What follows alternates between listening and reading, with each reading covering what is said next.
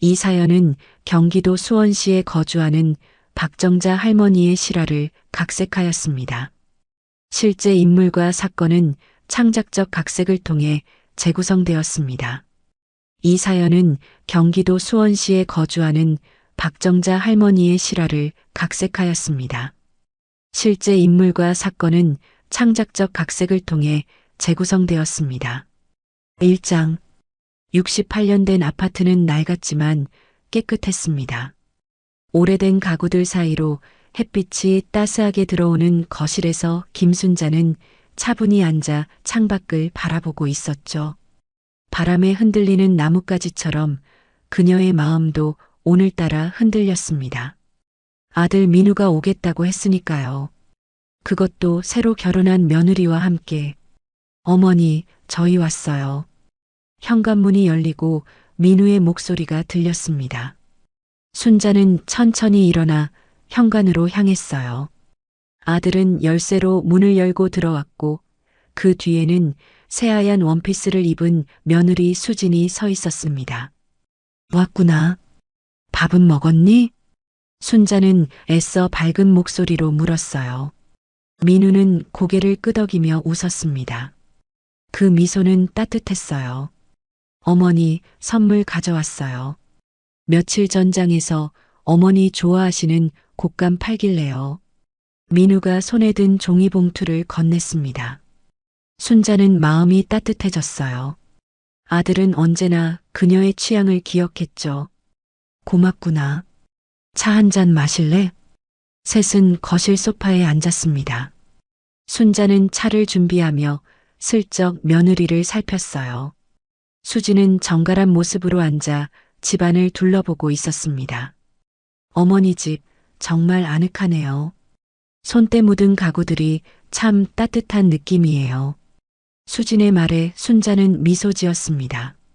남들은 낡았다고 할지 몰라도 그녀에게 이 집은 평생의 추억이 담긴 보금자리였으니까요. 고맙구나. 30년 넘게 살다 보니 정이 들었어. 차를 마시며 일상적인 대화가 오갔습니다. 날씨 이야기, 시장 물가 이야기, 동네 소식. 그러다 민우가 조심스럽게 말을 꺼냈어요. 어머니, 사실 오늘 드릴 말씀이 있어서 왔어요. 순자는 찻잔을 내려놓고 아들을 바라보았습니다. 민우의 눈빛은 진지했어요. 저희가 생각해 봤는데요. 어머니 혼자 계시는 것보다 저희랑 같이 사는 게 어떨까 해서요. 순자의 눈이 커졌습니다. 요즘 세상에 시부모를 모시고 산다는 며느리가 어디 있나요? 같이 살자고? 신혼인데? 민우가 수진의 손을 잡았습니다. 수진은 따뜻한 미소로 시어머니를 바라보았어요. 어머니, 저희가 이야기 많이 했어요. 요즘 젊은 부부들이 시부모님과 같이 안 산다고 하지만 저는 괜찮아요.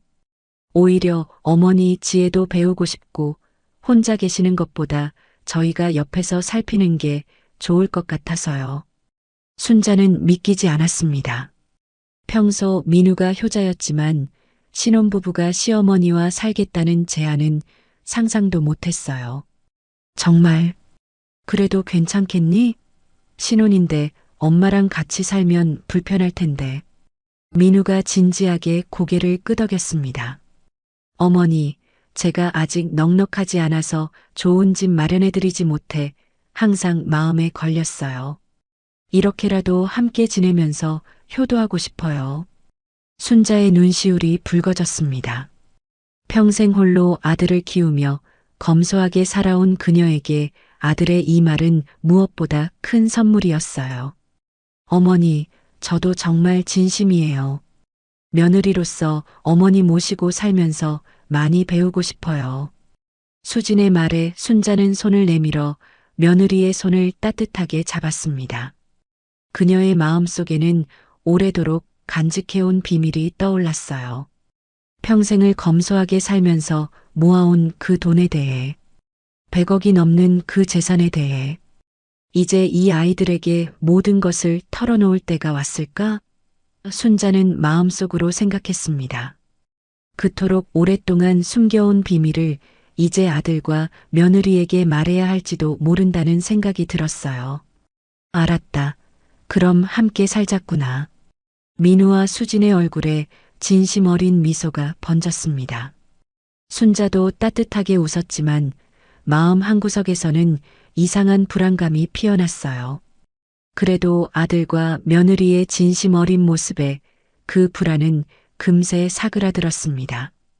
순자는 오랜만에 잠을 설쳤습니다. 창문으로 들어오는 달빛을 바라보며 뒤척이다 결국 자리에서 일어났어요. 시계는 새벽 3시를 가리키고 있었죠. 그녀는 물 한 잔을 마시러 부엌으로 향했습니다. 이제 정말 말해야 할까? 그녀는 창밖을 바라보며 혼잣말을 했어요. 30년이 넘는 세월 동안 그녀가 간직해온 비밀. 누구에게도 심지어 아들에게조차 말하지 않았던 그 비밀을 이제는 공개해야 할 때가 온 것 같았습니다. 순자는 침실로 돌아와 오래된 장롱 깊숙한 곳에서 나무 상자를 꺼냈어요. 열쇠로 상자를 열자 노란색 봉투들이 가지런히 정리되어 있었습니다.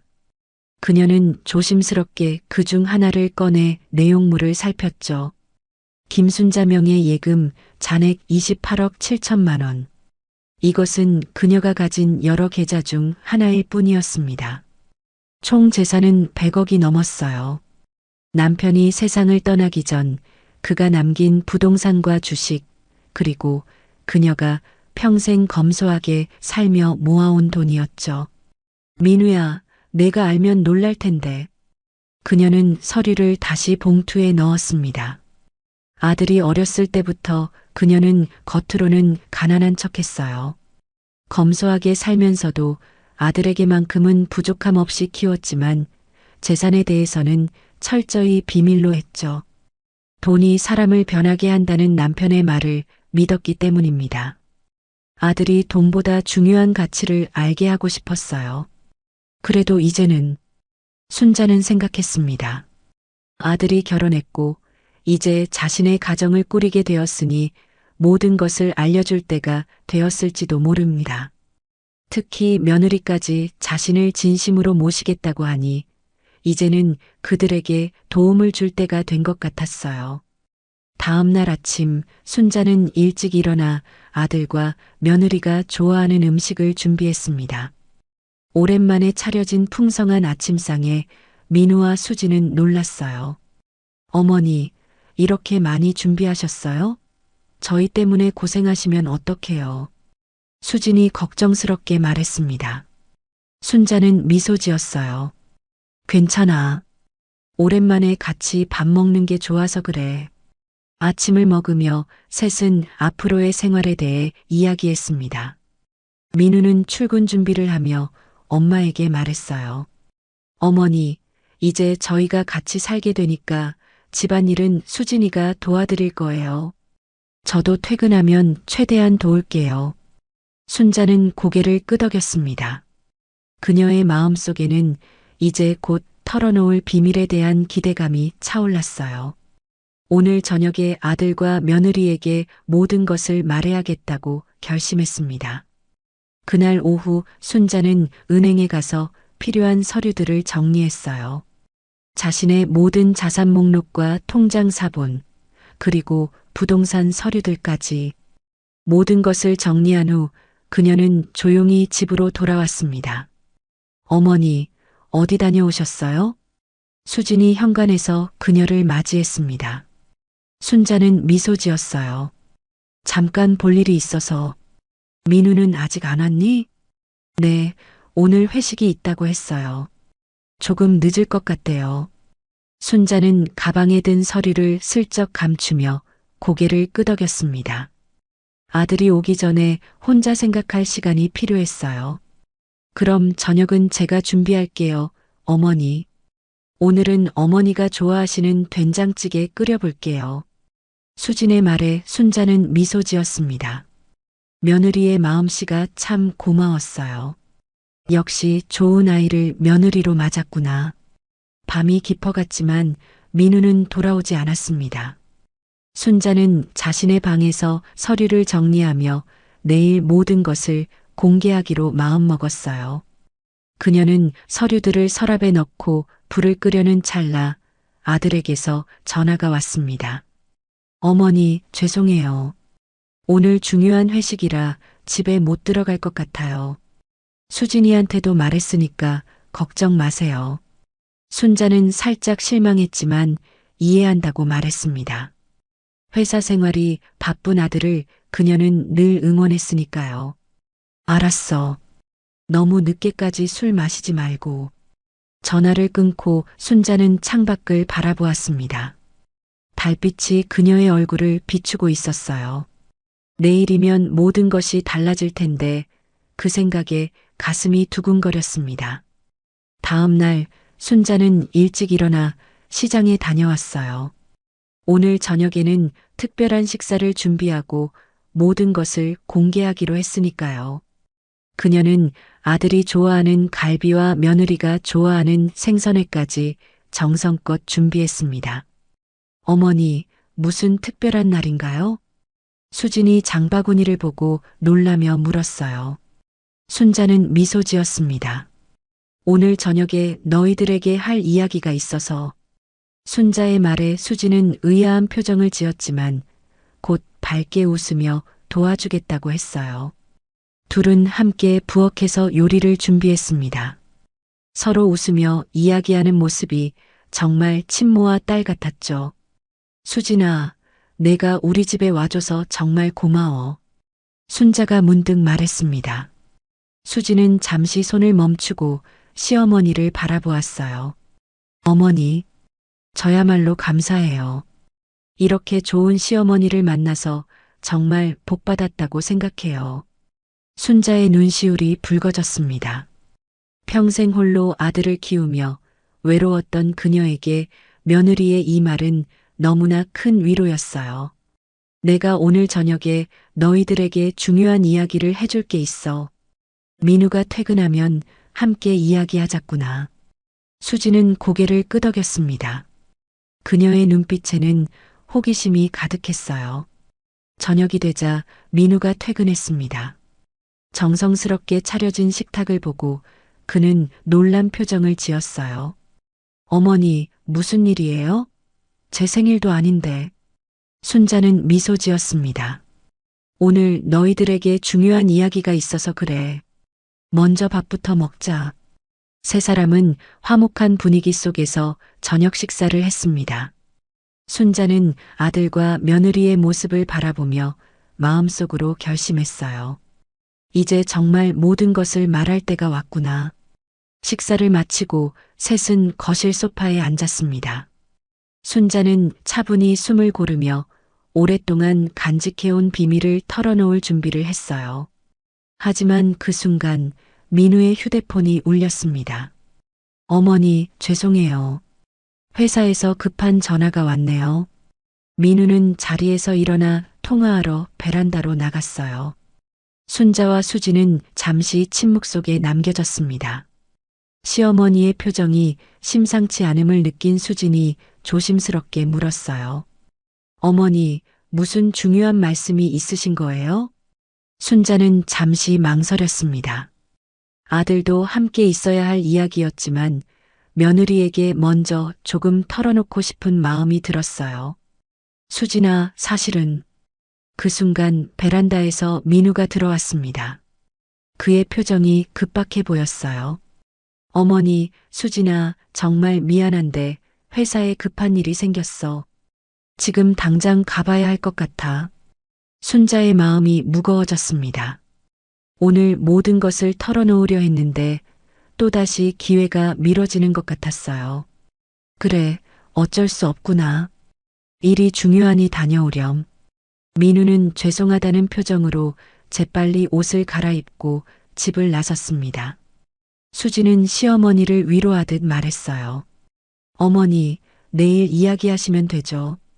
오빠가 일이 바빠서 그래요. 순자는 미소 지었지만 마음 한구석이 불안했습니다. 왜인지 자꾸 비밀을 털어놓을 순간이 미뤄지는 것이 운명인 것만 같았어요. 그래, 내일로 미루자꾸나. 다음 날도 그 다음 날도 순자는 적절한 순간을 찾지 못했습니다. 민우는 계속 회사 일이 바쁘다며 늦게 들어오거나 아예 들어오지 않았고 집에 있을 때도 피곤한 기색이 역력했어요. 그녀는 아들의 휴식을 방해하고 싶지 않았습니다. 일주일이 지난 어느 날 아침, 순자는 일찍 일어나 커피를 마시고 있었어요. 부엌에서 수진과 민우가 소곤거리는 소리가 들렸습니다. 그녀는 무심코 귀를 기울였어요. 여보, 이제 슬슬 어머니께 말씀드려야 하지 않을까? 수진의 목소리였습니다. 그래, 나도 그렇게 생각해. 더 이상 미룰 수 없어. 민우가 걱정스럽게 대답했어요. 순자는 혼란스러웠습니다. 아들과 며느리가 자신에게 무슨 말을 하려는 걸까요? 그녀는 조용히 거실로 나갔어요. 너희들 무슨 이야기 중이니? 민우와 수지는 깜짝 놀란 표정으로 고개를 돌렸습니다. 잠시 어색한 침묵이 흘렀어요. 어머니, 일어나셨어요? 아침 준비해 드릴게요. 수진이 서둘러 말했습니다. 아니, 괜찮아. 방금 너희가 나한테 할 말이 있다고 했잖니. 무슨 일이니? 민우와 수지는 서로를 바라보았습니다. 마침내 민우가 입을 열었어요. 어머니, 저희가 사실 어머니께 드릴 말씀이 있어요. 순자는 기다렸습니다. 민우의 표정이 심상치 않았어요. 저희가 이 집에서 둘이 살고 싶어요. 어머니는 다른 곳으로 가주셨으면 해요. 순간 순자는 자신의 귀를 의심했습니다. 아들이 방금 뭐라고 했나요? 뭐라고? 어머니, 저희는 신혼부부잖아요. 둘만의 공간이 필요해요. 민우가 말을 이었습니다. 순자는 충격에 말을 잇지 못했습니다. 이것이 그토록 자랑스러워했던 아들의 진심이었나요? 무슨 소리니, 민우야? 이 집은 내 집인데. 수진이 나서서 말했습니다. 어머니, 솔직히 말해서 요즘 누가 시부모님이랑 같이 살아요?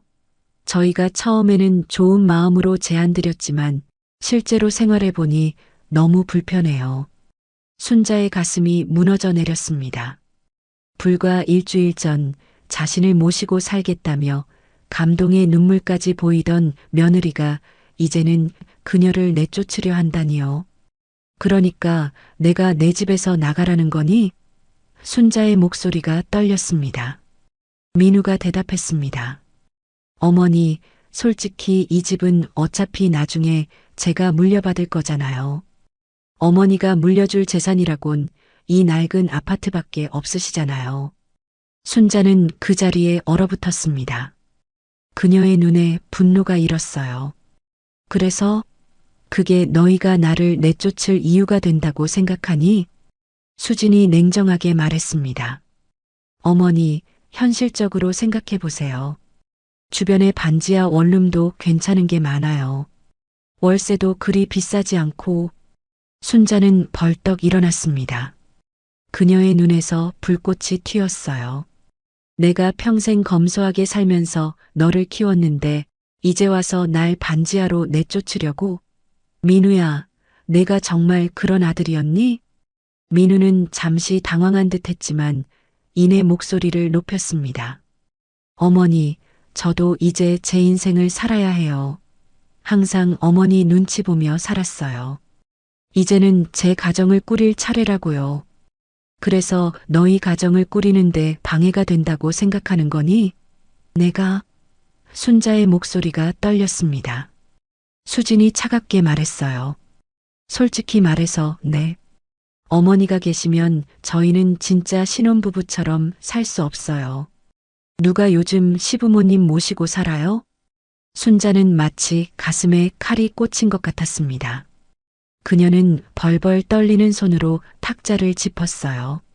내가 그렇게 물려줄 재산도 없는 엄마라서 미안하구나. 그래, 내가 나갈게. 하지만 민우야, 내가 이렇게 나올 줄은 정말 몰랐다. 민우는 어머니의 눈을 피했습니다. 어머니, 너무 심각하게 생각하지 마세요. 그냥 현실적인 문제일 뿐이에요. 순자는 분노로 가득 찬 눈으로 아들을 바라보았습니다. 현실적? 그래. 너희에게는 내가 그저 물려줄 낡은 아파트 하나 가진 늙은이일 뿐이지. 민우야, 내가 이렇게 차가운 사람인 줄 몰랐다. 수진이 짜증스럽게 말했어요. 어머니, 너무 과장하시는 거 아니에요? 그냥 독립하라는 거지. 관계를 끊자는 게 아니잖아요. 독립? 내가 내 집에서 쫓겨나는 게 독립이라고 생각하니? 순자가 소리쳤습니다. 민우가 한숨을 쉬며 말했어요. 어머니, 이제 와서 이러시면 저희도 난처해요.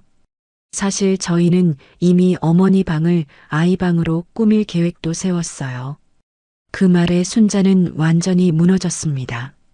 아들이 자신의 존재를 이미 지워버렸다는 사실이 그녀를 절망시켰어요.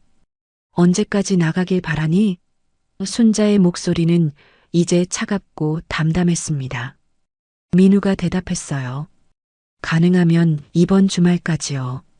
저희가 가구도 새로 사고 싶고. 순자는 묵묵히 고개를 끄덕였습니다. 그녀의 마음속에서는 그토록 아들에게 알려주려 했던 비밀이 다시 깊숙이 묻혀갔어요. 말하지 않길 정말 잘했구나.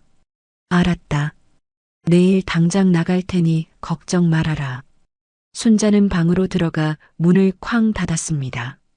그녀의 눈에서는 분노의 눈물이 흘러내렸어요. 하지만 그 눈물 뒤에는 이제 강한 결심이 서 있었습니다. 순자는 자신의 방에 들어와 문을 닫았습니다. 창가에 서서 밖을 바라보며 깊은 숨을 내쉬었어요. 눈물이 그녀의 뺨을 타고 흘러내렸지만 이내 그녀의 눈빛은 달라졌습니다. 분노와 결의가 섞인 눈빛이었죠. 어떻게 이럴 수가.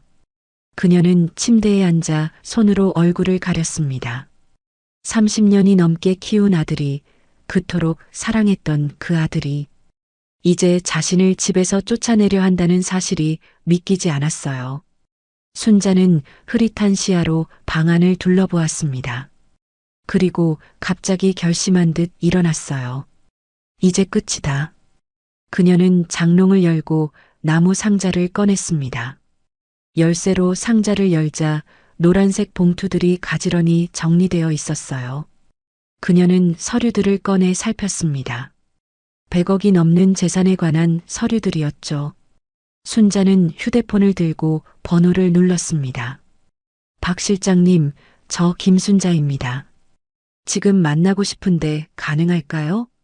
1시간 후 순자는 강남의 한 커피숍에서 중년 남성을 만났습니다. 그는 그녀의 재산을 관리해주는 신뢰할 수 있는 재무관리사였어요. 김 여사님, 갑자기 무슨 일이십니까?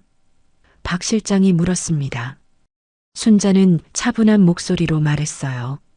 제가 강남에 고급 오피스텔을 구입하고 싶어요. 오늘 당장 계약할 수 있는 곳으로요. 박 실장은 놀란 표정을 지었습니다. 갑자기요? 무슨 일이 있으신 건가요? 긴 이야기예요. 하지만 지금 당장 새 집이 필요해요. 최고급으로 알아봐 주세요. 박 실장은 고개를 끄덕이고 전화를 몇 통 걸었습니다. 그리고 1시간 뒤 그들은 강남의 한 고급 오피스텔 모델하우스에 있었어요. 이곳은 방금 분양을 시작한 초특급 오피스텔입니다. 즉시 입주 가능하고 모든 가구와 가전제품이 최고급으로 갖춰져 있습니다. 순자는 모델하우스를 둘러보았습니다. 넓은 창문으로는 강남의 아름다운 전경이 펼쳐졌고 최신식 인테리어와 가구들이 고급스러움을 뽐내고 있었어요. 그녀는 결심했습니다. 여기로 할게요. 지금 바로 계약하고 싶어요. 가격이 20억 원인데 괜찮으시겠습니까? 분양 담당자가 물었습니다. 순자는 냉정하게 대답했어요. 네, 문제 없어요.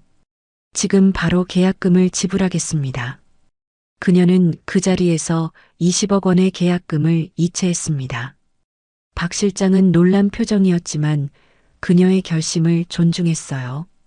김 여사님, 정말 갑작스러운 결정이신데. 제 인생을 이제 제가 살기로 했어요. 박 실장님. 계약을 마치고 순자는 다시 집으로 돌아왔습니다. 그녀는 아무 말 없이 자신의 방에 들어가 짐을 싸기 시작했어요. 꼭 필요한 물건들만 골랐습니다. 오래된 사진첩, 몇 벌의 옷, 그리고 그 비밀 상자. 저녁이 되자 민우가 퇴근했습니다. 그는 어머니의 방이 열려 있는 것을 보고 들어왔어요. 어머니, 뭐 하세요? 순자는 차분히 대답했습니다. 짐 싸고 있어. 내일 나간다고 했잖니. 민우의 표정이 당혹스러워졌어요. 그렇게 급하게요? 주말까지 시간 있으시잖아요. 더 이상 이 집에 있고 싶지 않구나. 너희가 원하는 대로 해줄게. 민우는 어머니의 차가운 태도에 불편해 보였습니다. 어머니, 오해하지 마세요. 저희가 어머니를 버리는 게 아니라. 순자는 아들의 말을 자르며 냉정하게 말했어요. 민우야, 이제 더 이상 변명하지 마. 너희 마음은 충분히 알았어. 어머니가 어디로 가실 건데요? 제가 알아봐 드릴까요? 순자는 쓴웃음을 지었습니다. 걱정 마. 내 갈 곳은 내가 알아서 찾았어. 민우는 의아한 표정을 지었지만 더 묻지 않았어요. 그는 어색하게 방을 나갔습니다. 다음 날 아침 순자는 이른 시간에 일어나 마지막 짐을 챙겼습니다. 그녀는 택시를 불렀고 아무에게도 말하지 않고 조용히 집을 나섰어요. 택시 안에서 그녀는 창밖을 바라보았습니다. 30년이 넘게 살아온 이 동네를 떠나는 순간이었어요. 어디로 모실까요? 택시 기사가 물었습니다. 순자는 새 집 주소를 알려주었어요. 강남의 고급 오피스텔 주소였습니다. 1시간 후 순자는 새 집에 도착했습니다. 로비는 호텔처럼 고급스러웠고 경비원이 공손하게 인사했어요. 그녀는 엘리베이터를 타고 25층으로 올라갔습니다. 문을 열자 넓고 밝은 공간이 그녀를 맞이했어요. 통유리 창으로는 서울의 아름다운 전경이 펼쳐졌고 최고급 가구와 가전제품들이 있었습니다. 그녀는 캐리어를 내려놓고 소파에 앉았어요. 이제 여기가 내 집이구나. 순자는 깊은 숨을 들이마셨습니다. 그리고 그녀의 얼굴에 미소가 번졌어요. 이것은 끝이 아니라 새로운 시작이었습니다. 그녀는 휴대폰을 꺼내 메시지를 보냈어요. 민우야, 나 잘 도착했다. 걱정하지 마라. 민우에게서 곧바로 답장이 왔습니다. 어머니, 어디 계신 거예요? 주소 알려주세요. 찾아뵐게요. 순자는 미소 지었습니다. 하지만 그녀는 주소를 알려주지 않았어요. 아직은 때가 아니구나. 나중에 알게 될 거야. 그녀는 휴대폰을 내려놓고 창밖을 바라보았습니다. 서울의 화려한 전경이 그녀의 눈앞에 펼쳐졌어요. 이제 그녀는 자신만의 인생을 살 준비가 되어 있었습니다. 강남의 고급 오피스텔에서 맞이하는 첫 아침은 특별했습니다. 순자는 일찍 일어나 통유리 창으로 들어오는 햇살을 맞으며 커피를 마셨어요. 이전의 낡은 아파트와는 완전히 다른 풍경이었습니다. 그녀의 마음은 여전히 무거웠지만 이제는 분노보다 결의가 더 컸어요. 이제 내 인생은 내가 살아야지. 그녀는 넓은 거실을 천천히 걸었습니다. 최고급 가구와 가전제품들이 그녀를 위해 준비되어 있었어요. 박 실장이 모든 것을 완벽하게 준비해 두었습니다. 그녀는 휴대폰을 집어들고 문자 메시지를 확인했어요. 민우에게서 여러 통의 문자가 와 있었습니다. 어머니, 왜 연락이 안 되세요? 어디 계신 거예요? 걱정돼서 잠이 안 와요. 제발 연락 주세요. 어디라도 찾아갈게요. 순자는 쓴웃음을 지었습니다. 어제까지만 해도 자신을 내쫓던 아들이 갑자기 이렇게 걱정하는 척하다니요. 그녀는 간단히 답장을 보냈어요. 걱정 마. 나 잘 지내고 있어. 지금은 혼자 있고 싶어. 그리고 그녀는 전화를 꺼버렸습니다. 오늘은 아무에게도 방해받지 않고 자신만의 시간을 갖고 싶었어요. 순자는 샤워를 하고 예쁜 원피스로 갈아입었습니다. 그리고 오랜만에 화장도 했어요. 거울 속에 자신을 바라보니 오랫동안 잊고 있던 자신감이 되살아났습니다. 그녀는 지갑을 들고 밖으로 나섰어요. 오피스텔 로비에서 경비원이 공손하게 인사했습니다. 좋은 아침입니다. 김 여사님. 순자는 미소 지었어요. 오랜만에 느끼는 존중받는 기분이었습니다. 그녀는 근처 백화점으로 향했어요. 오랫동안 검소하게 살아온 그녀였지만 이제는 자신을 위해 돈을 쓸 때가 왔다고 생각했습니다. 그녀는 예쁜 옷들과 가방, 그리고 화장품을 샀어요. 오랜만에 느끼는 쇼핑의 즐거움이었습니다. 점심시간이 되자 그녀는 고급 레스토랑에 들어갔어요. 혼자 식사하는 것이 조금 어색했지만 그녀는 당당하게 창가 자리에 앉았습니다. 혼자 오셨나요? 웨이터가 물었어요. 네, 혼자예요. 순자는 자신감 있게 대답했습니다. 식사를 마치고 순자는 근처 공원으로 향했어요. 벤치에 앉아 사람들을 구경하며 생각에 잠겼습니다. 그녀의 휴대폰이 다시 울렸어요. 박 실장이었습니다. 김 여사님, 편하게 정착하셨나요? 네, 고마워요. 모든 게 완벽해요. 여사님, 재단 설립건에 대해 말씀드리려고 연락드렸습니다. 변호사와 이야기해 봤는데 빠르면 다음 주에 절차를 시작할 수 있을 것 같아요. 순자는 고개를 끄덕였습니다. 그녀는 자신의 재산 중 상당 부분을 교육재단 설립에 사용하기로 결정했어요. 홀로 아이를 키우는 어머니들을 돕는 재단이었습니다. 좋아요. 최대한 빨리 진행해 주세요. 대화를 마치고 순자는 다시 걷기 시작했습니다. 갑자기 그녀의 눈에 익숙한 얼굴이 들어왔어요. 오랜 친구 미경이었습니다. 그녀는 잠시 망설였지만 이내 다가가 말을 걸었어요. 미경아. 미경은 놀란 표정으로 순자를 바라보았습니다. 순자야? 여기서 뭐해? 두 사람은 카페에 앉아 이야기를 나눴습니다. 순자는 모든 것을 털어놓았어요. 아들과 며느리에게 배신당한 일, 그리고 새로운 집으로 이사한 일까지. 그래서 강남에 오피스텔을 샀다고? 너 정말 대단하다. 미경이 감탄했습니다. 이제 내 인생을 살기로 했어. 민우는 더 이상 내 아들이 아니야. 미경의 표정이 심각해졌어요. 하지만 순자야, 아무리 그래도 그건 내 아들이잖아. 순자는 창밖을 바라보았습니다. 나도 알아. 하지만 지금은 그를 용서할 수 없어. 시간이 필요해. 내 마음 이해해. 그런데 민우는 내가 어디 있는지 알아? 순자는 고개를 저었어요. 아니, 알려주지 않았어. 아직은.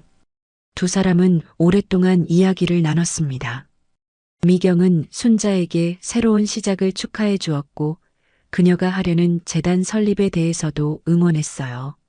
순자야, 내가 이렇게 강한 여자였다니 놀랍다. 나도 본받아야겠어. 순자는 미소 지었습니다. 사실 나도 내가 이렇게 할 수 있을 줄 몰랐어. 하지만 민우가 나를 배신했을 때 무언가가 내 안에서 바뀌었어. 저녁이 되자 순자는 집으로 돌아왔습니다. 그녀는 쇼핑백들을 내려놓고 소파에 앉았어요. 문득 그녀는 휴대폰을 켜보았습니다. 순자는 휴대폰을 켜자마자 수십 통의 부재중 전화와 문자 메시지 알림이 쏟아져 나왔습니다. 대부분 민우에게서 온 것이었어요. 그녀는 한숨을 쉬며 메시지들을 확인했습니다. 어머니, 제발 연락 좀 주세요. 어디 계신지라도 알려주세요. 저 정말 미쳐버릴 것 같아요. 어머니가 갑자기 사라지셔서 경찰에 신고할까 생각 중이에요. 마지막 메시지는 겨우 30분 전에 온 것이었습니다. 순자는 잠시 고민했어요. 경찰까지 신고하면 불필요한 소동이 벌어질 수 있었습니다. 그녀는 짧게 답장을 보냈어요. 나 잘 지내고 있어. 경찰에 신고하지 마. 지금은 혼자 있고 싶어. 메시지를 보내자마자 전화가 걸려왔습니다. 민우였어요. 순자는 잠시 망설이다가 전화를 받았습니다. 어머니, 드디어 연락이 되네요. 어디 계세요? 괜찮으세요? 민우의 목소리는 다급했습니다. 순자는 차분하게 대답했어요. 걱정 마. 나 아주 잘 지내고 있어. 어디 계신데요? 제가 지금 당장 모시러 갈게요. 순자는 쓴웃음을 지었습니다. 모시러? 얼마 전까지만 해도 날 내쫓으려던 아들이 갑자기 왜 이렇게 걱정하는 척하는 거니? 전화 너머로 민우의 당혹스러운 침묵이 느껴졌어요. 잠시 후 그가 말했습니다. 어머니, 그건 제가 잘못했어요. 정말 죄송해요. 어머니 돌아오세요. 민우야, 이제 와서 미안하다고 해봤자 소용없어.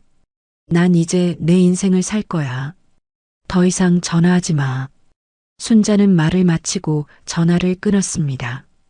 그녀의 손이 떨렸지만 마음은 확고했어요. 잠시 후 다시 전화가 울렸지만 그녀는 받지 않았습니다. 그날 밤 순자는 넓은 침대에 누워 천장을 바라보았어요. 낯선 집에서의 첫날 밤이었지만 이상하게도 마음이 평온했습니다. 그녀는 내일 할 일들을 생각했어요. 재단 설립을 위한 미팅, 새집 인테리어 상담, 그리고 오랜만에 하고 싶었던 취미 생활도 시작해 볼 생각이었습니다. 다음 날 아침 순자는 일찍 일어나 아침 운동을 나갔습니다. 오피스텔 단지 내 피트니스 센터는 최신식 장비들로 가득했어요. 그녀는 가벼운 운동을 마치고 집으로 돌아와 샤워를 했습니다. 오전 10시 약속대로 박 실장이 방문했어요.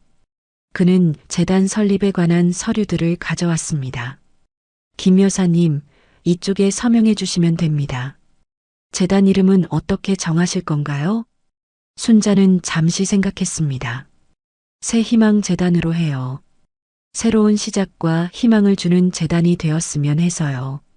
좋은 이름이네요. 재단의 목적은 아까 말씀하신 대로 한부모 가정, 특히 어머니들을 지원하는 것으로 하겠습니다. 순자는 서류에 서명했습니다. 50억 원을 출연하여 재단을 설립하는 내용이었어요. 그녀는 마음이 뿌듯했습니다. 이제 그녀의 돈은 정말 의미 있는 곳에 쓰이게 될 것이었으니까요. 그리고 여사님, 한 가지 더 말씀드릴 게 있습니다. 박 실장이 조심스럽게 말했어요. 네, 말씀하세요. 어제 저녁부터 자택 앞에 젊은 남자분이 서성이고 있더라고요. 경비원 말로는 여사님 아들이라고 하는데 순자의 표정이 굳었습니다. 그래요? 신경 쓰지 마세요. 만나고 싶지 않으니 올라오지 못하게 해주세요. 박 실장은 고개를 끄덕였습니다. 알겠습니다. 추가로 보안을 강화해 드리겠습니다. 미팅을 마치고 난 후 순자는 창밖을 내다보았습니다. 오피스텔 로비 앞에 민우가 서 있는 것이 보였어요. 그는 초조한 듯 계속 주변을 둘러보고 있었습니다. 순자는 창에서 물러났어요. 아직 그를 만날 준비가 되지 않았습니다. 그녀는 휴대폰을 들어 미경에게 전화를 걸었어요. 미경아, 오늘 시간 되니? 점심 먹으면서 이야기 좀 하고 싶어. 1시간 후 순자는 백화점 내 고급 레스토랑에서 미경을 만났습니다. 그녀는 민우가 오피스텔 앞에서 기다리고 있다는 사실을 이야기했어요. 너무 빨리 찾아낸 것 같아. 아마 내가 강남으로 이사했다는 걸 알게 된 것 같아. 미경은 걱정스러운 표정으로 말했습니다. 그래도 순자야, 언젠가는 만나야 하지 않을까? 아무리 그래도 내 아들인데. 순자는 창밖을 바라보았어요. 알아. 하지만 지금은 아니야. 그 아이가 나한테 어떻게 했는지 잊을 수 없어. 그럼 언제 만날 생각이야? 순자는 잠시 생각했습니다. 아직 모르겠어. 하지만 한 가지는 확실해. 이제 민우는 내가 얼마나 부자인지 알게 될 거야. 그리고 그 돈을 결코 그에게 주지 않을 거라는 것도. 미경은 놀란 표정으로 친구를 바라보았어요. 와, 너 정말 달라졌다. 이전에 순자는 아들을 위해 무엇이든 희생할 준비가 되어 있었는데 사람은 변해, 미경아. 특히 배신당했을 때는. 점심을 마친 후 순자는 미경과 함께 쇼핑을 했습니다. 그녀는 오랜만에 값비싼 옷과 보석을 샀어요. 그동안 검소하게 살면서 자신을 위해 돈을 쓴 적이 거의 없었기 때문에 이 경험은 그녀에게 새로웠습니다. 순자야, 그 목걸이 정말 예쁘다. 한번 해봐. 순자는 미경이 추천한 다이아몬드 목걸이를 목에 걸어보았습니다. 거울에 비친 자신의 모습이 낯설었어요. 하지만 그녀는 그 모습이 마음에 들었습니다. 살게. 그녀는 결정했어요. 점원이 놀란 표정으로 가격표를 보여주었습니다. 2천만 원입니다만. 순자는 담담하게 카드를 꺼냈어요. 괜찮아요. 미경은 감탄했습니다. 와, 이제 진짜 부자 되었네. 순자는 미소 지었지만 그 미소 뒤에는 쓸쓸함이 숨어 있었어요. 그녀는 이 모든 것을 아들과 함께 나누고 싶었습니다. 하지만 이제 그건 불가능했어요. 쇼핑을 마치고 집으로 돌아가는 길, 순자는 갑자기 발걸음을 멈추었습니다. 그녀의 눈앞에 민우가 서 있었어요. 그는 지친 표정이었지만 어머니를 보자 눈이 반짝였습니다. 어머니, 순자는 얼어붙었습니다. 그녀는 아직 준비가 되지 않았어요. 하지만 이제 피할 수 없었습니다. 왜 여기 있니? 그녀는 차갑게 물었어요. 어머니를 찾고 있었어요. 정말 걱정했다고요. 민우가 다가왔습니다. 순자는 한 걸음 물러섰어요. 걱정? 나를 반지하로 내쫓으려던 아들이? 민우의 얼굴이 창백해졌습니다. 어머니, 그건 정말 죄송해요. 제가 잘못했어요. 이제 와서 미안하다고 해봤자 소용없어. 가버려, 민우야.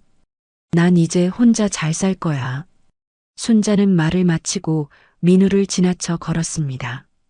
하지만 민우가 그녀의 팔을 잡았어요. 어머니, 제발이요.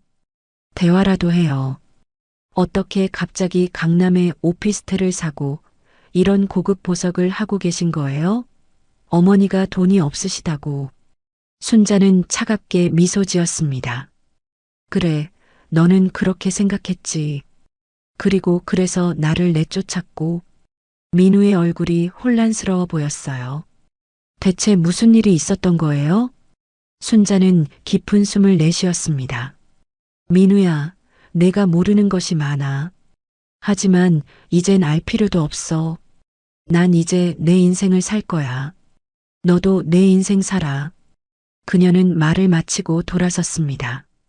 뒤에서 민우가 그녀를 부르는 소리가 들렸지만 그녀는 돌아보지 않았어요. 그녀의 마음은 단단했습니다. 이제 그녀는 자신만을 위한 삶을 살 것이었으니까요.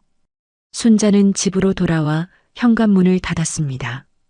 그녀의 심장이 여전히 빠르게 뛰고 있었어요. 민우와의 예상치 못한 만남은 그녀를 동요시켰습니다. 쇼핑백들을 내려놓고 그녀는 소파에 깊이 몸을 묻었어요. 창밖으로는 서울의 야경이 펼쳐지기 시작했습니다. 어쩌면 좋지. 그녀는 한숨을 내쉬었습니다. 아들의 눈에서 본 혼란과 절박함이 머릿속을 맴돌았어요. 하지만 동시에 그가 했던 말들, 자신을 내쫓던 순간의 차가운 태도도 잊을 수 없었습니다. 어머니가 물려줄 재산이라곤 이 낡은 아파트뿐이시잖아요. 그 말이 귓가에 생생하게 울렸어요. 초인종 소리가 그녀의 생각을 깨뜨렸습니다. 순자는 긴장했어요. 민우가 따라왔을까요? 그녀는 조심스럽게 인터폰 화면을 확인했습니다. 다행히 민우가 아니라 박 실장이었어요. 김 여사님, 죄송합니다. 급한 서류가 있어서 들렀습니다. 순자는 문을 열었습니다. 박 실장은 정중하게 인사하며 서류 봉투를 건넸어요. 재단 설립을 위한 추가 서류입니다. 그리고 그는 잠시 망설이다 말을 이었습니다. 아드님이 로비에서 기다리고 계세요.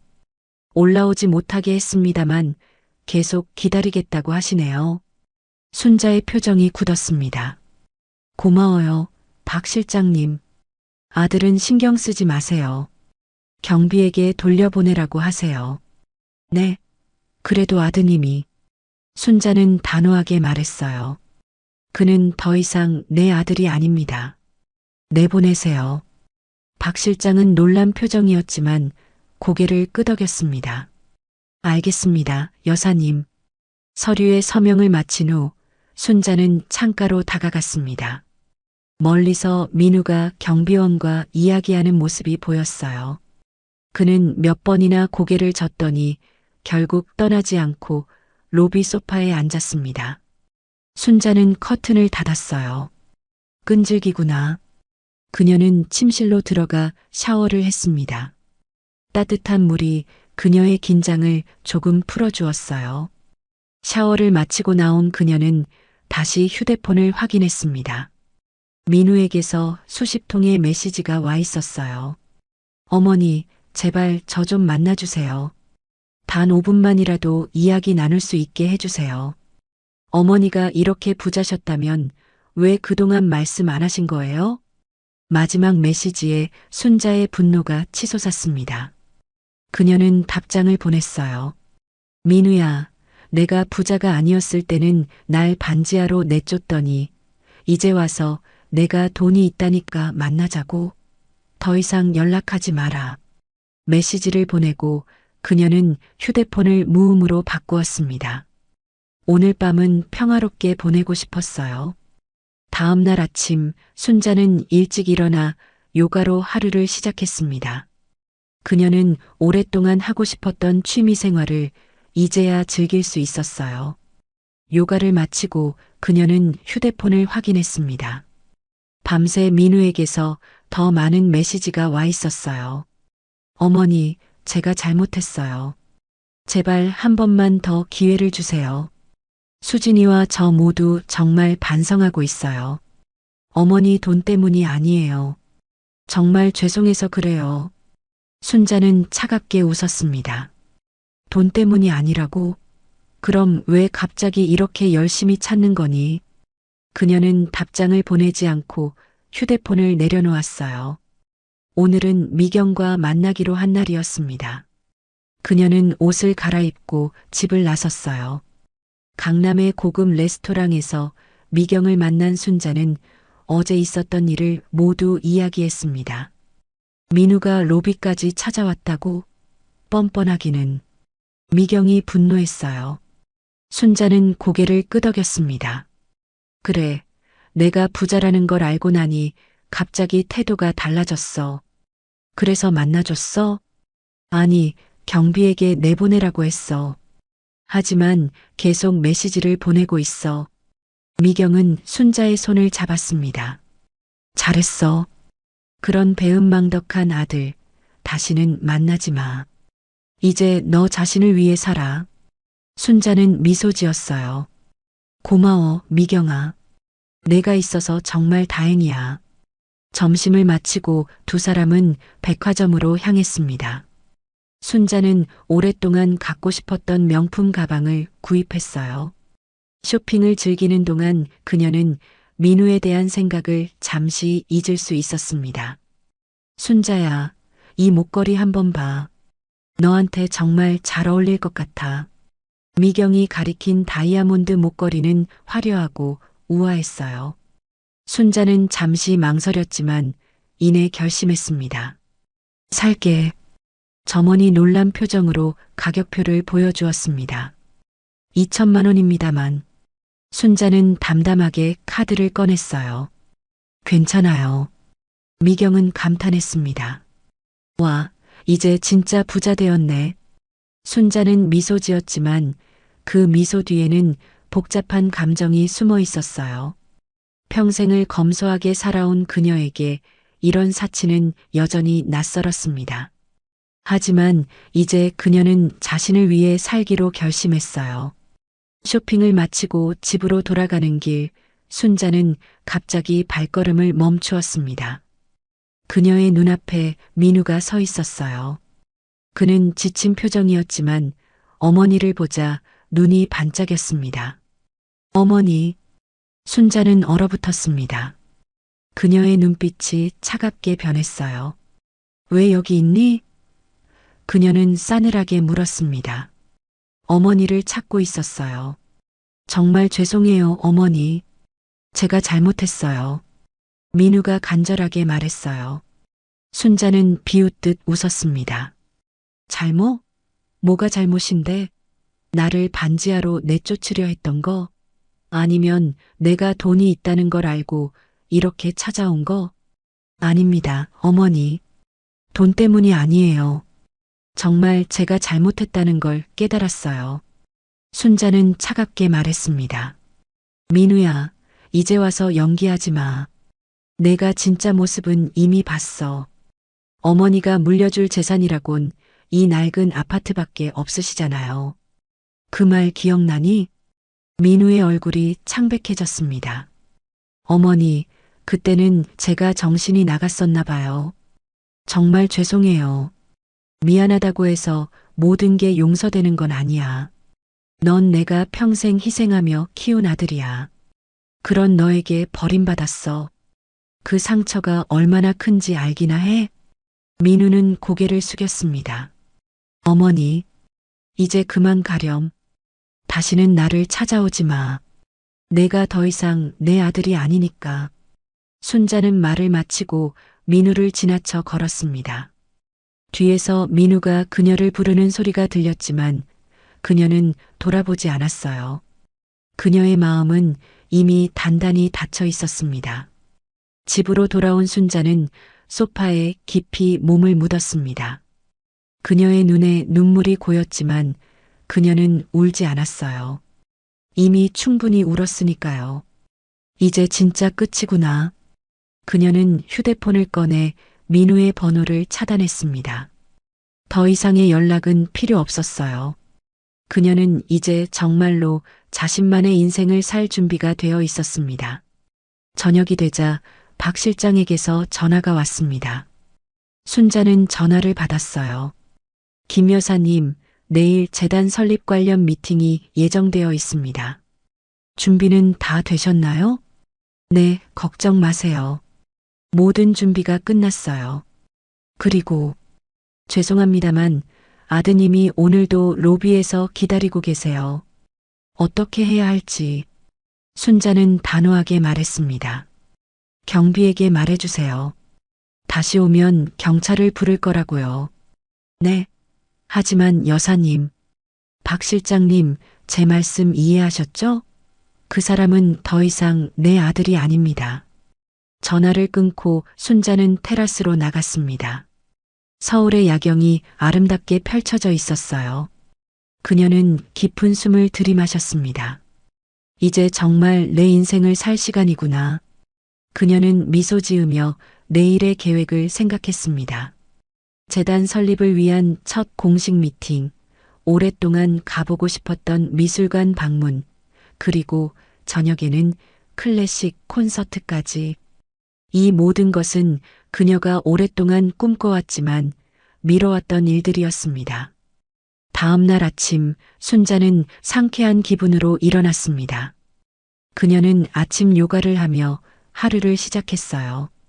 요가를 마치고 샤워를 한 후 그녀는 재단 설립을 위한 서류들을 검토했습니다. 새 희망 재단은 그녀의 새로운 삶의 중요한 부분이 될 것이었어요. 그녀는 이 재단을 통해 자신처럼 홀로 아이를 키우는 어머니들을 돕고 싶었습니다. 하지만 자신의 아들처럼 배은망덕한 자식들은 도울 가치가 없다고 생각했어요. 새로운 시작이야. 순자는 깊은 숨을 내쉬었습니다. 그녀는 이제 진정한 자유를 느꼈어요. 아들에 대한 집착과 의무감에서 벗어나 오직 자신만을 위한 삶을 살 준비가 되어 있었습니다. 그녀의 얼굴에 결연한 미소가 번졌습니다. 이제 그녀의 인생은 새로운 장을 열고 있었어요. 그리고 그 이야기는 오직 그녀 자신만의 것이었습니다. 이른 아침, 순자는 재단 설립을 위한 미팅 준비를 하고 있었습니다. 오늘은 새 희망 재단 설립을 위한 첫 공식 미팅이 있는 날이었어요. 그녀는 거울 앞에 서서 단정한 정장 차림을 점검했습니다. 이전의 수수한 모습은 온데간데였고 이제 그녀는 자신감 넘치는 성공한 사업가처럼 보였어요. 드디어 내 꿈을 이루는구나. 순자는 어제 산 다이아몬드 목걸이를 목에 걸었습니다. 거울 속의 그녀는 더 이상 그 희생적인 어머니가 아니었어요. 이제 그녀는 자신의 가치를 아는 독립적인 여성이었습니다. 현관문을 나서려는 그 순간 휴대폰이 울렸어요. 순자는 화면을 확인했습니다. 차단했던 민우의 번호는 아니었고 수진이었어요. 그녀는 잠시 망설이다가 전화를 받았습니다. 여보세요. 어머니, 저 수진이에요. 며느리의 목소리가 떨렸습니다. 순자는 차갑게 대답했어요. 무슨 일이니? 어머니, 정말 죄송해요. 제가 잘못했어요. 어머니를 그렇게 대했던 것 진심으로 사과드립니다.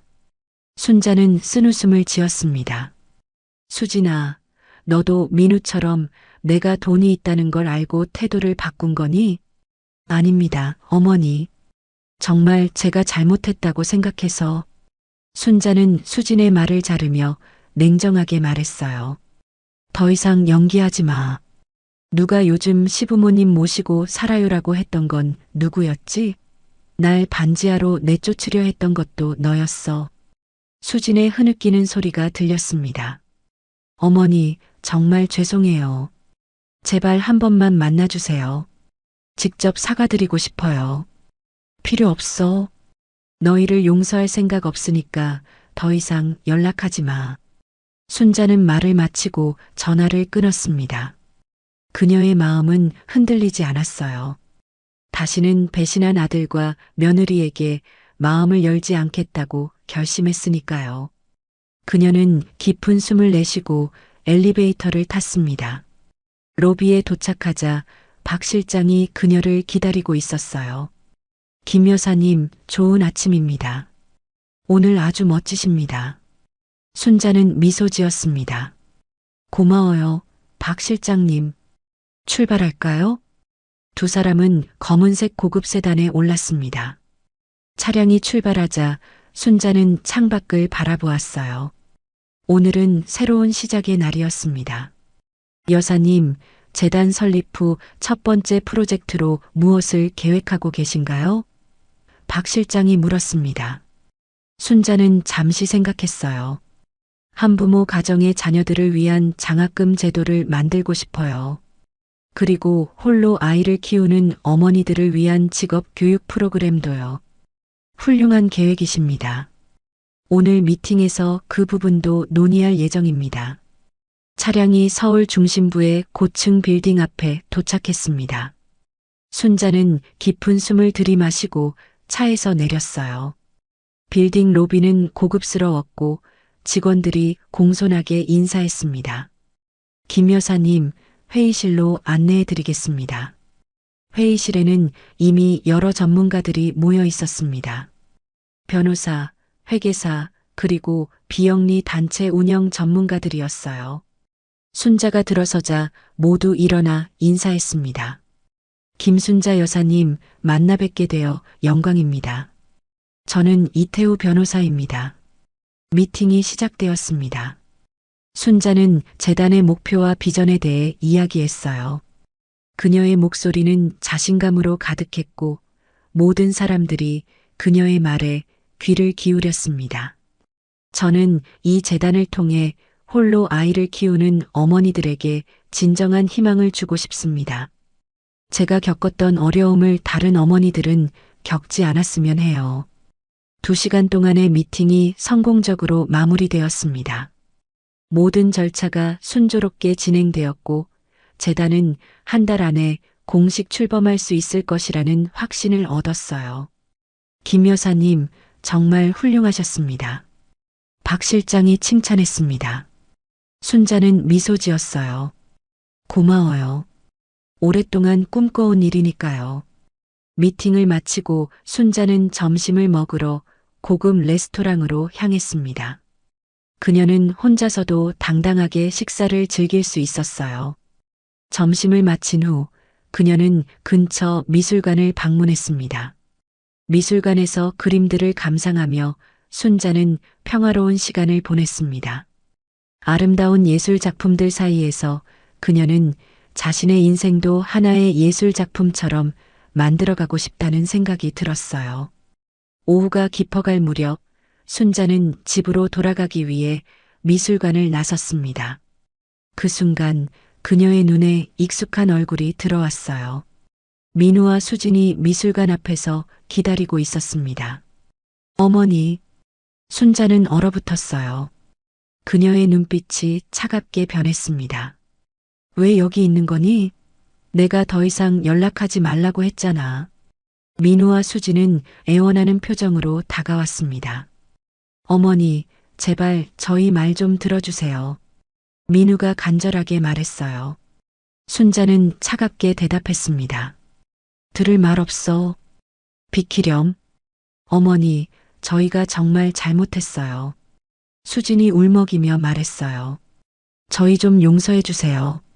순자는 두 사람을 차갑게 바라보았습니다. 용서? 그게 그렇게 쉬울 것 같니? 너희가 나를 얼마나 아프게 했는지 알기나 해? 민우가 고개를 숙였습니다. 알아요, 어머니. 정말 죄송해요. 저희가 어떻게 해야 용서받을 수 있을까요? 순자는 비웃듯 웃었어요. 이제 와서 뭘 어쩌라고? 너희가 날 내쫓았을 때 어떤 기분이었는지 상상이나 해봤니? 평생을 너를 위해 살았는데 넌 날 쓰레기처럼 버렸어, 민우야. 어머니, 민우의 눈에 눈물이 고였습니다. 그만 연기해. 내가 돈이 있다는 걸 알고 이렇게 찾아온 거잖아. 그 돈 한 푼도 너희에게 주지 않을 거야. 수진이 다급하게 말했어요. 아닙니다, 어머니. 돈 때문이 아니에요. 정말 어머니가 보고 싶어서. 그만. 더 이상 거짓말 듣고 싶지 않아. 순자의 목소리가 떨렸습니다. 너희는 이미 내게 상처를 줬어. 이제 나는 너희 없이도 잘 살 거야. 순자는 말을 마치고 두 사람을 지나쳐 걸었습니다. 뒤에서 민우와 수진이 그녀를 부르는 소리가 들렸지만 그녀는 돌아보지 않았어요. 그녀의 마음은 이미 단단히 닫혀 있었습니다. 택시를 타고 집으로 돌아가는 동안 순자는 창밖을 바라보았습니다. 그녀의 눈에 눈물이 고였지만 결코 흘리지 않았어요. 더 이상 아들 때문에 눈물 흘리지 않겠다고 스스로에게 약속했으니까요. 집에 도착한 순자는 바로 샤워를 했습니다. 따뜻한 물이 그녀의 긴장을 풀어주었어요. 샤워를 마치고 나온 그녀는 편안한 옷으로 갈아입고 소파에 앉았습니다. 그때 그녀의 휴대폰이 울렸어요. 미경이었습니다. 순자야, 어떻게 지내? 미경아, 오늘 민우와 수진을 봤어. 정말? 어디서? 순자는 오늘 있었던 일을 모두 이야기했습니다. 미경은 화가 난 목소리로 말했어요. 정말 뻔뻔하다. 어떻게 그렇게 끈질기게 너를 찾아다닐 수 있지? 나도 모르겠어. 하지만 확실한 건 절대 용서하지 않을 거야. 당연하지. 그런 배은망덕한 아들과 며느리 용서할 필요 없어. 대화를 마치고 순자는 창밖을 바라보았습니다. 서울의 야경이 아름답게 펼쳐져 있었어요. 그녀는 깊은 숨을 들이마셨습니다. 이제 정말 새로운 시작이구나. 다음 날 아침 순자는 일찍 일어나 신문을 읽었습니다. 그리고 그녀의 눈이 한 기사에 고정되었어요. 100억대 재산가 김순자 여사, 새희망 재단 설립 준비 중. 신문에는 그녀의 사진과 함께 재단 설립 소식이 자세히 실려 있었습니다. 기사는 그녀가 홀로 아들을 키우며 검소하게 살아온 이야기와 이제 그 재산을 사회에 환원하려는 계획을 상세히 담고 있었어요. 순자는 깊은 숨을 내쉬었습니다. 이제 모든 사람들이 그녀의 이야기를 알게 될 것이었어요. 그리고 아마도 민우와 수진도 이 기사를 보게 될 것입니다. 어쩔 수 없지. 그녀는 휴대폰을 집어들고 박 실장에게 전화를 걸었습니다. 박 실장님, 오늘 신문 보셨어요?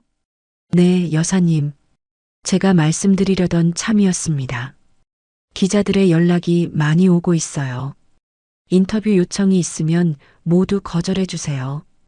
아직 준비가 안 됐어요. 알겠습니다, 여사님. 그리고 한 가지 더. 아드님께서 또 오피스텔에 찾아오셨다가 돌아가셨어요. 순자는 한숨을 내쉬었습니다. 알겠어요.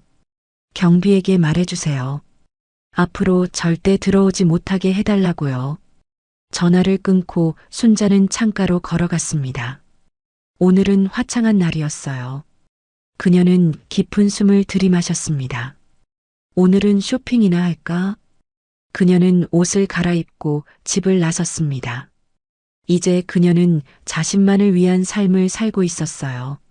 아들과 며느리의 배신은 아프지만 그 상처를 통해 그녀는 더 강해졌습니다. 그리고 이제 그녀는 자신의 삶을 자신의 방식대로 살아갈 것이었어요. 백화점에서 쇼핑을 즐기는 동안 순자는 문득 생각했습니다. 새희망 재단을 통해 그녀는 자신처럼 고통받는 어머니들에게 도움을 줄 수 있을 것이에요. 그것이 그녀가 겪은 모든 고통의 의미일지도 모릅니다. 인생은 계속되는구나. 그녀는 미소 지으며 새로운 하루를 맞이했습니다. 과거의 상처는 여전히 아프지만 이제 그녀는 그 상처를 딛고 앞으로 나아갈 준비가 되어 있었어요. 새희망 재단 설립 기자회견이 열리는 날이었습니다. 순자는 거울 앞에서 마지막으로 자신의 모습을 점검했어요. 고급스러운 정장과 다이아몬드 목걸이가 그녀의 품위를 한층 더 높여주었습니다. 그녀의 눈빛은 자신감으로 빛났고 표정은 단호했어요. 드디어 오늘이구나. 순자는 깊은 숨을 들이마셨습니다. 오늘은 그녀의 인생에서 매우 중요한 날이었어요. 오랫동안 꿈꿔왔던 재단을 공식적으로 출범시키는 날이었으니까요. 현관벨이 울렸습니다. 박 실장이 그녀를 픽업하러 온 것이었어요. 순자는 가방을 들고 문을 열었습니다. 김 여사님, 준비되셨습니까? 오늘 정말 멋지십니다. 순자는 미소 지었어요. 고마워요, 박 실장님. 가시죠. 엘리베이터를 타고 내려가는 동안 순자는 마음을 가다듬었습니다. 오늘 기자회견에서 그녀는 자신의 이야기를 세상에 공개할 예정이었어요. 홀로 아들을 키우며 검소하게 살아온 이야기, 그리고 이제 그 재산을 어떻게 사용할 것인지에 대한 계획까지. 로비에 도착하자 박 실장이 조심스럽게 말했습니다. 여사님, 한 가지 말씀드려야 할 것이 있습니다. 순자는 의아한 표정으로 박 실장을 바라보았어요. 무슨 일인가요? 어젯밤 아드님께서 또 오셨습니다. 이번에는 편지를 남기고 가셨어요. 박 실장이 흰 봉투를 건넸습니다. 순자는 망설이다가 봉투를 받았어요. 그녀는 봉투를 가방에 넣으며 말했습니다. 나중에 볼게요. 지금은 기자회견에 집중해야 해요. 검은색 고급 세단이 그들을 호텔 연회장으로 데려갔습니다. 순자는 창밖을 바라보며 생각에 잠겼어요. 민우의 편지. 그녀는 읽고 싶지 않았지만 동시에 궁금했습니다. 호텔에 도착하자 직원들이 정중하게 그녀를 맞이했어요. 연회장으로 가는 길에 그녀는 준비된 대기실에서 잠시 쉬었습니다. 여사님, 기자회견은 오전 11시에 시작됩니다. 지금 시간이 10시 30분이니 잠시 휴식하시면 좋겠습니다. 박 실장이 말했어요. 순자는 고개를 끄덕였습니다. 고마워요. 잠시만 혼자 있고 싶어요. 박 실장이 나가자 순자는 가방에서 민우의 편지를 꺼냈습니다. 그녀는 잠시 봉투를 바라보았어요. 열어야 할까? 아니면 그냥 버려야 할까? 결국 그녀는 봉투를 열었습니다.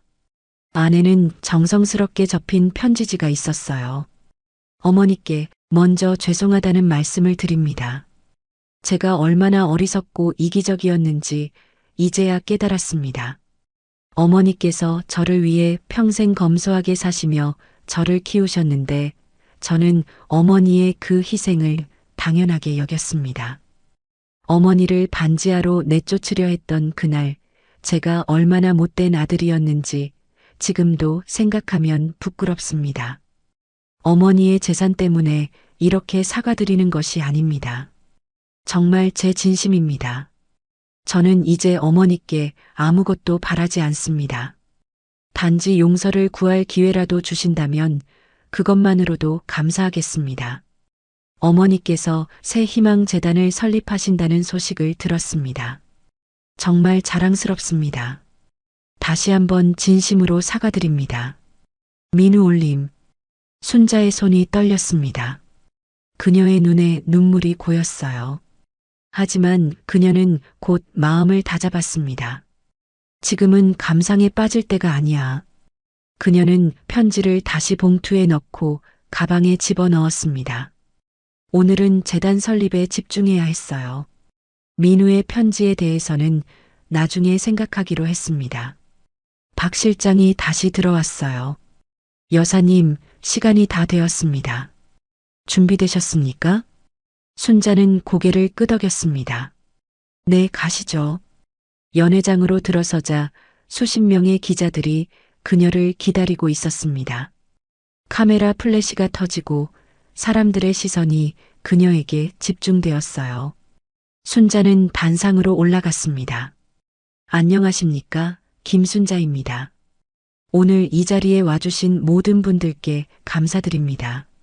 순자의 목소리는 차분했지만 힘이 있었습니다. 그녀는 자신의 이야기를 시작했어요. 저는 30년 전 남편을 잃고 홀로 아들을 키우기 시작했습니다.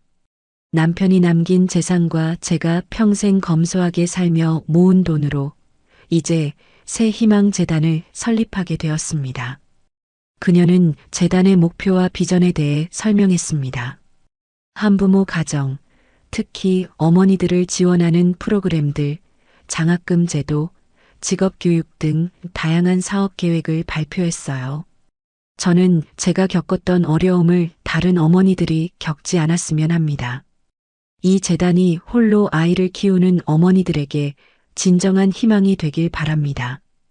기자회견이 끝나고 질의응답 시간이 시작되었습니다. 한 기자가 손을 들었어요. 김 여사님, 이렇게 큰 재산이 있으셨는데도 평생 검소하게 사신 이유가 궁금합니다. 순자는 미소 지었습니다. 제 아들이 돈보다 중요한 가치를 배우길 바랐습니다. 그리고 돈이 사람을 변하게 한다는 남편의 말을 믿었어요. 또 다른 기자가 질문했어요. 재단 설립 외에 개인적인 계획이 있으신가요? 이제는 제 인생을 살고 싶습니다. 평생 다른 사람을 위해 살았으니 이제는 제가 하고 싶었던 일들을 해보려고 해요. 마지막 질문이 날아왔습니다.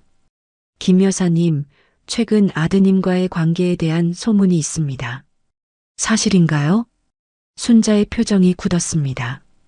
그녀는 잠시 침묵했다가 차분하게 대답했어요. 가족 문제는 사적인 영역입니다. 오늘은 재단 설립에 관한 이야기만 해주시면 감사하겠습니다. 기자회견이 끝나고 순자는 대기실로 돌아왔습니다. 그녀는 깊은 숨을 내쉬었어요. 생각보다 힘든 시간이었지만 성공적으로 마무리되었습니다.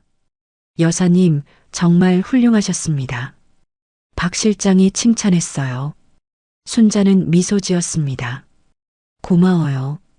이제 집에 가고 싶어요. 오피스텔로 돌아가는 길, 순자는 창밖을 바라보았습니다.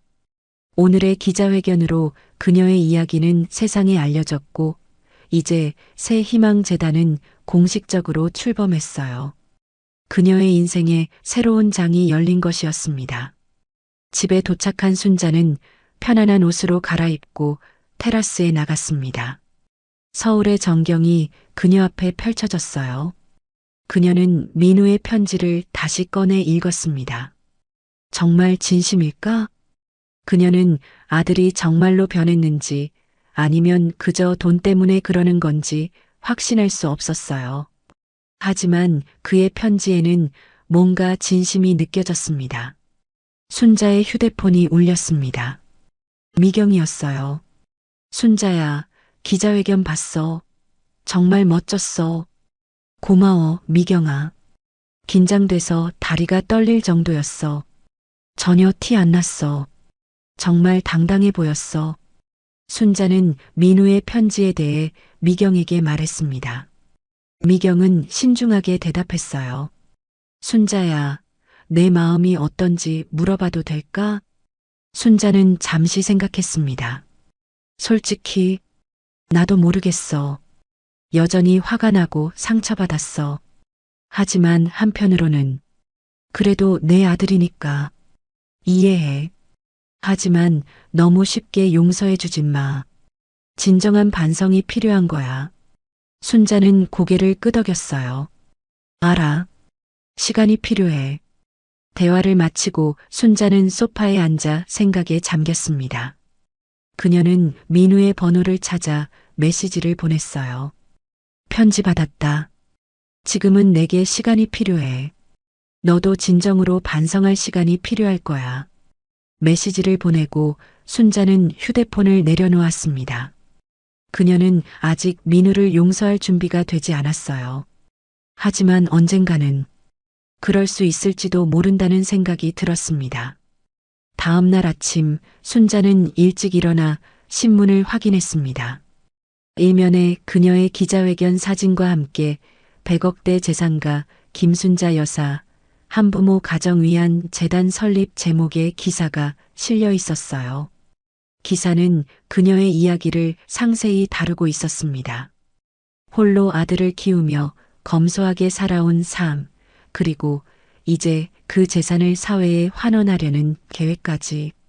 많은 사람들이 그녀의 이야기에 감동하고 있다는 내용도 포함되어 있었어요. 순자는 미소 지었습니다. 이제 그녀의 이야기는 다른 어머니들에게 희망이 될 것이었어요. 그리고 그것이 바로 그녀가 원했던 것이었습니다. 그녀는 테라스로 나가 서울의 아침 풍경을 바라보았습니다. 태양이 떠오르고 있었고 도시는 서서히 깨어나고 있었어요. 마치 그녀의 새로운 인생처럼 새로운 시작이구나. 순자는 깊은 숨을 내쉬었습니다. 그녀의 눈에는 결의와 희망이 빛났어요. 이제 그녀는 자신만의 인생을 살게 되었습니다. 더 이상 누구의 어머니, 누구의 아내가 아닌 오직 김순자로서의 삶. 재단 사무실에서 첫 업무를 시작하며 순자는 생각했습니다. 인생은 예상치 못한 방향으로 흘러갔지만 이제 그녀는 자신의 손으로 새로운 길을 만들어가고 있었어요. 그리고 그 길에는 희망과 행복이 기다리고 있을 것입니다. 며칠 후 순자는 재단 사무실에서 첫 장학금 수여식을 개최했습니다. 10명의 한부모 가정 자녀들에게 대학 장학금을 전달하는 자리였어요. 그녀는 한 명 한 명의 학생들에게 직접 장학 증서를 건네며 격려했습니다. 여러분의 꿈을 응원합니다. 어려움이 있더라도 포기하지 마세요. 수여식이 끝나고 한 학생이 그녀에게 다가왔습니다. 19살 소녀였어요. 김 여사님, 정말 감사합니다. 저희 어머니가 저를 혼자 키우시느라 너무 고생하셨어요. 이 장학금 덕분에 어머니의 부담이 조금이나마 줄어들 것 같아요. 순자는 소녀의 손을 잡았습니다. 내 어머니는 정말 대단한 분이구나.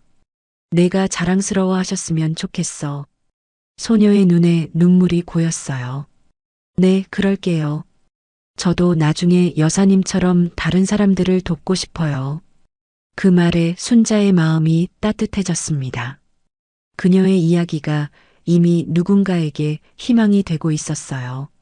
그리고 그것이 바로 그녀가 원했던 것이었습니다. 사무실로 돌아온 순자는 창밖을 바라보았습니다. 서울의 하늘이 맑았어요. 그녀는 민우의 얼굴이 떠올랐습니다. 아직 그를 용서할 준비는 되지 않았지만 언젠가는 가능할지도 모르겠다는 생각이 들었어요. 시간이 해결해 주겠지. 순자는 미소 지으며 새로운 하루를 시작했습니다. 이제 그녀의 인생은 그녀 자신의 것이었고 그녀는 그 인생을 의미 있게 살아갈 준비가 되어 있었어요. 100억의 주인공은 바로 나 자신이었구나. 그녀는 다시 한번 깊은 숨을 들이마셨습니다. 그리고 앞으로 나아갔습니다. 새로운 희망을 향해, 새로운 시작을 향해.